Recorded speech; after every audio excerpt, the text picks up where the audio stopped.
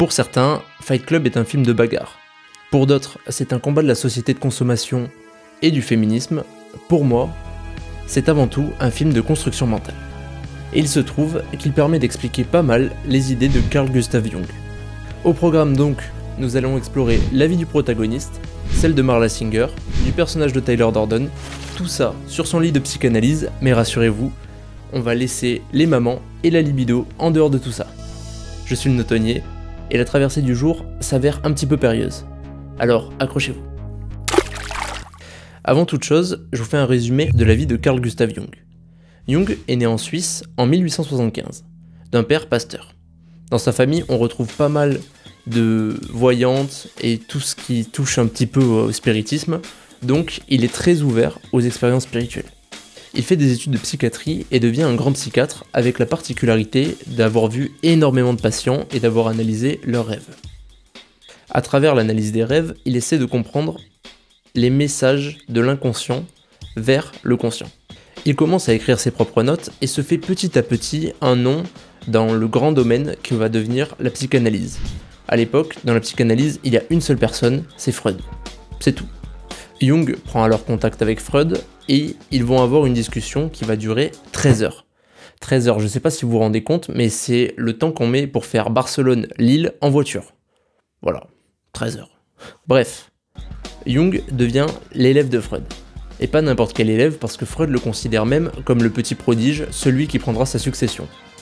Donc, Jung commence à travailler pour Freud, sachant que Freud est très tourné autour du concept de libido comme énergie vitale, énergie de tout. Jung un jour va aller voir Freud et va lui dire en fait je pense que la libido ça n'explique pas tout, et la libido elle n'est pas forcément sexuelle, c'est peut-être juste un élan vital et une volonté de puissance pour les Nietzschéens. Et là Freud il va se bloquer complet, il va lui dire non, la libido c'est uniquement sexuel et tout peut se résumer à ça. Donc les deux se séparent et Jung continuera à tracer son propre chemin jusqu'à ses 85 ans où il décédera. Bien, maintenant que les présentations sont faites, il est temps de développer une des idées majeures de Jung, la persona. La persona est le nom qu'on donnait aux masques portés par les acteurs dans les théâtres antiques. Jung reprend ce concept en désignant le masque social. C'est donc l'ensemble des rôles que l'individu accepte de jouer dans sa vie afin de s'adapter à son environnement. Il peut y avoir différentes personas pour une seule personne. Je m'explique. Une personne peut avoir sa persona en tant que père, qui sera différente de sa carrière en vie professionnelle, qui sera elle-même différente de sa persona avec ses amis. Celui qu'on était au Fight Club n'était pas celui qu'on était pour le reste du monde.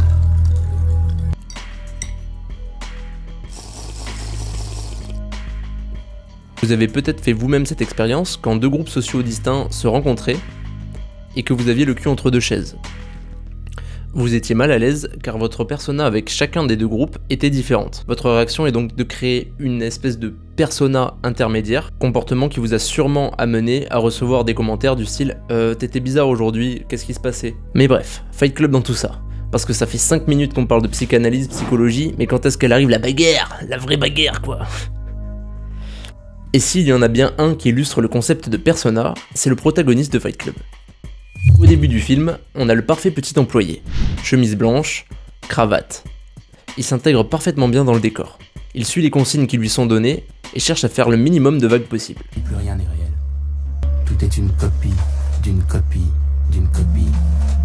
Sa soif de conformité se traduit même dans ses choix de mobilier, qui est un copier-coller du catalogue Ikea.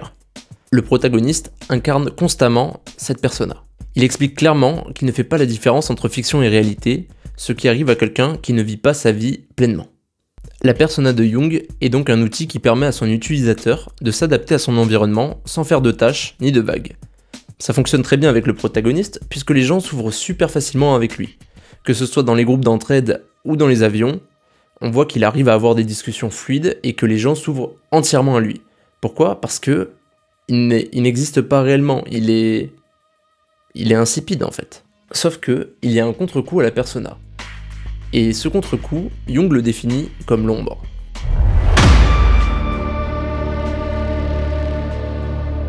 L'ombre représente ce que nous avons refoulé dans l'inconscient par crainte d'être rejeté par les personnes importantes de notre vie. Elle est l'antagoniste de la persona. Et dans Fight Club, l'ombre a un nom. Tyler Durden. Le protagoniste veille à ne pas faire de vagues. Tyler laisse sa marque partout. Il faisait des câlins à des obèses dans des réunions de soutien. Tyler monte le Fight Club pour mettre des patates de forain à des inconnus.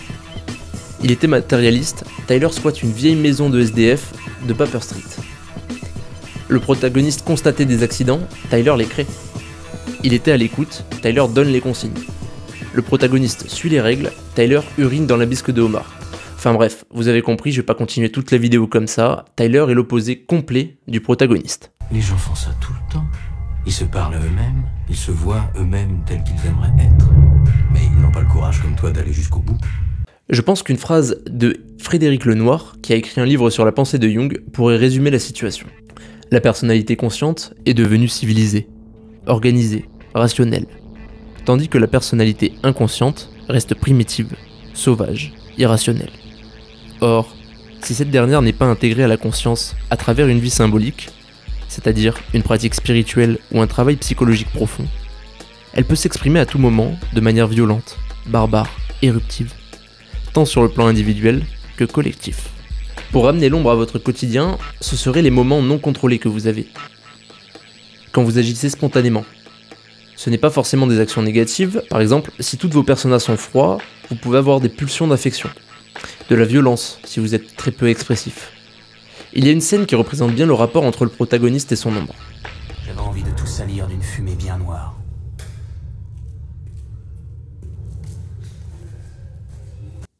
Donc là, le protagoniste vient de lyncher un mec sans raison, en cédant au ressentiment. Or, le ressentiment ne fait pas partie de Tyler, et il va alors tout simplement lui tourner le dos. La dichotomie entre le protagoniste et son ombre va s'accentuer tout au long du film, allant jusqu'à des pertes de mémoire complètes lorsque le protagoniste devient Tyler. Le moi se construit dans cette tension des opposés et tend à s'équilibrer énergétiquement sans qu'on en ait conscience. Cette tension présente un grand intérêt, puisqu'elle est génératrice d'une formidable énergie psychique permettant de passer à l'action. Maintenant que l'ombre est présentée, il va nous falloir parler du troisième personnage le plus important de Fight Club.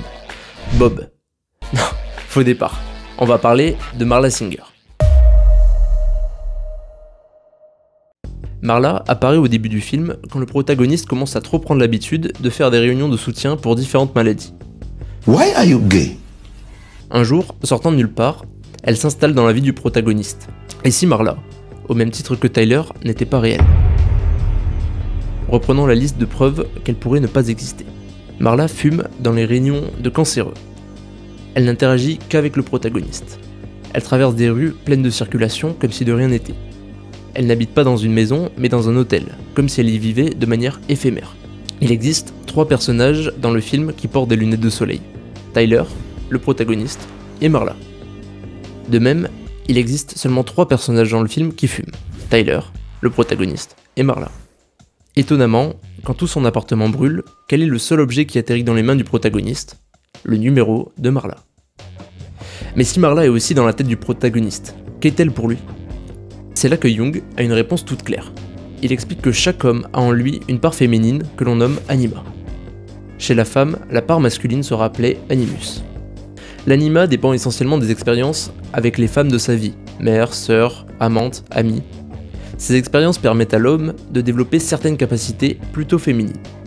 Il y a donc des tendances de caractère plutôt féminines qui pourraient apparaître chez l'homme, telles que la sensibilité artistique, l'empathie, la douceur, l'instinct maternel, l'ouverture d'esprit, l'échange avec les autres, l'émotionnalité, la coquetterie et le ménage.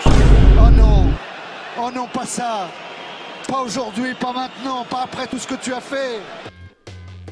Je savais que j'allais glisser, j'étais vraiment trop bien parti. Chez la femme, l'animus pourrait être composé de courage, violence, persévérance, sens du devoir, goût pour les sciences, débrouillardise. Mais revenons-en à Marla, et à ses apparitions. Quand apparaît-elle? La première fois qu'on la voit est lorsque le protagoniste embrasse sa part féminine et participe à des réunions de personnes souffrantes, dans le seul but de pouvoir pleurer, être empathique et chercher du réconfort. On la voit revenir quand le protagoniste ne suit plus les plans de Tyler. Autrement dit, elle revient quand le personnage fuit la part la plus masculine de lui. Si vous n'êtes pas convaincu du fait que Marla soit l'anima du protagoniste, revenons sur une scène un peu spéciale du film. Si j'avais vraiment une tumeur, je la nommerais Marla.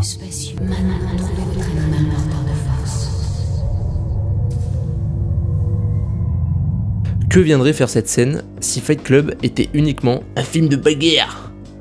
Elle montre justement que l'animal intérieur du protagoniste était Marla. On était à une lettre près qu'on nous dise que Marla était l'anima du protagoniste. Maintenant que les notions de persona, d'ombre, d'anima et d'animus sont posées, que pouvez-vous en faire? Parce que c'était ça la question initiale. Ok, vous avez ces 3 catégories en tête, maintenant il est temps de faire une introspection, et de comprendre comment elles ont un impact sur vous. Alors, on va y aller étape par étape. Première étape. Identifiez vos différentes personas. Prenez du recul sur vos comportements dans différents environnements et notez les différences. Une fois ces différences bien reconnues, faites en sorte de les limiter et de devenir une seule et même personne. L'ombre apparaîtra pour limiter les écarts entre vos personas et votre véritable vous. Plus ces écarts seront grands, plus l'ombre sera intense.